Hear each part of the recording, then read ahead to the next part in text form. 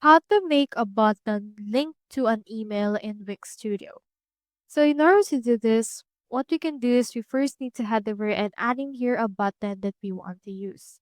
For example, let's add in here a button by clicking on this plus icon. And then into this port, let's head over and choosing here the quick add.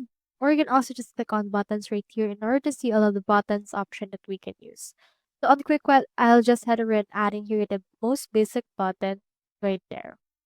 So put that right here and it should be added. Now in here, let's change the text. So let's change it into email me. And then in here, you can see this links to. So click on this link icon. Then after you have done that, choose in here this email option. And then input right here the email address. I'll head over and input right here my email. And then once you have done that, it should be able to be added right here. You can also input the email subject. And once you're done, just head over and click on done. And now, once people click onto this link, they will be redirected to their email application and the actual email will be free-filled on my actual email address. So that's how you make a button linked to an email in Wix Studio. Hope we helped.